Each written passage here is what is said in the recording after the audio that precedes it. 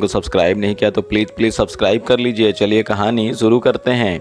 निधि की शादी को 1 साल हुआ था। निधि अपने मायके आई हुई थी। निधि को लेने के लिए उसका पति नीरज आने वाला था। नीरज के घर पर ऐसी तैयारियां चालू हो गई मानो दामाद नहीं साक्षात भगवान आने वाले हों। तरह तरह के व्यंजन, घर की साफ सफाई, उनके रहने की बहुत अच्छे से व्यवस्था कर दी गई थी। नीरज अपने ससुराल आराम से आ गया। निधि को मिलकर वो बहुत खुश था और निधि भी उससे देखकर मन ही मन मुस्कुरा रही थी। खाने की मेज सजी हुई थी। निधि का भाई जो 14 साल का था उसी समय स्कूल से आया था। जीजा जी को देखकर वो भी बहुत खुश हो गया। मेज पर इतने सारे स्वादिष्ट व्यंजन देख के उसके मुंह में पानी आ ही गया। निधि और निधि की माँ रसोई में गरम गरम पूरियां बना रहे थे। निधि के पिताजी और नीरज कमरे में बातें कर रहे थे। निधि के भाई को जोर से भूख लगी थी तो वह फटाफट हाथ धोकर अपनी थाली में खाना लेकर खाने लगा।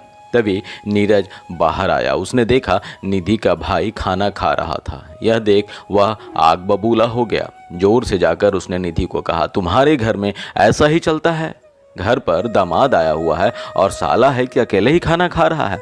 ऐसा थोड़ी होता है। और इतना कहकर घर से बाहर चला गया। उसे मनाने के लिए निधि भी उसके पीछे पीछे चली गई। निधि ने उससे माफ़ी मांगकर उससे कहा कि बात को वही ख़त्म कर दिया जाए। निधि की बात मानकर वह घर तो आया लेकिन उसने खाना नहीं खाया। निधि के माता पिता को इस बात का बहुत बुरा भी लगा, लेकिन निधि ने उन्हें समझाया कि वह इस बात को ना बढ़ाएं, समय के साथ सब ठीक हो जाएगा। नीरज दूसरे दिन ही निधि को लेकर वहाँ से चला गया। गर्मी की छुट्टियों में निधि की ननद उसके मायके आई हुई थी। उन्हें छोड़ने के लिए नंदोई भी साथ में थे। सभी ने नंदोई जी की बड़ी आवभगत की। उन्हें लजीज पकवान खिलाए। उनके लिए काफ़ी सारे तोहफे लाए गए। नीरज ने उन्हें एक शर्ट उपहार स्वरूप दी। शर्ट देखते ही नंदोई जी बोल पड़े, क्या साले साहब, सेल में से शर्ट खरीद के लाए हो? क्योंकि यह तो नई नहीं लग रही। यह कहकर उन्होंने नीरज की दी हुई शर्ट वहीं रख दी, अपने साथ नहीं ले गए। उनकी यह बात सुनते ही नीरज आग बबूला हो गया। तभी निधि ने नीरज का हाथ पकड़कर उसे खामोश रहने को कहा। सबके जाते ही निधि ने शांति से नीरज से बात की। उसने कहा, मैं जानती हूँ आपको बुरा लगा है। नंदोई जी ने जो आपसे कहा हो सकता है वह उनके लिए मजाक हो, लेकिन यह आपको चुभ गया। यदि आप याद करें तो आपको याद आएगा कि आप मेरे घर आए थे और मेरे भाई ने खाना खा लिया था आपके पहले। तब आपको बहुत गुस्सा आया था और आप गुस्से से बाहर भी चले गए थे। मेरी माँ ने स्वादिष्ट खाना सिर्फ आपके लिए बनाया था। आपकी पसंद की हर चीज़ उन्होंने बनाई थी और आपने खाना नहीं खाया।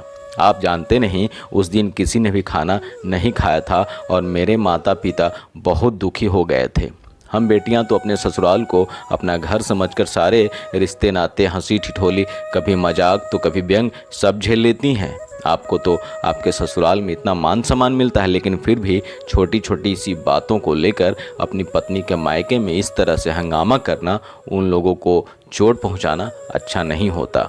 नीरज ने निधि से कुछ नहीं कहा, लेकिन वह जान चुका था कि उसने निधि के घर जाकर जो व्यवहार किया वह सही नहीं था।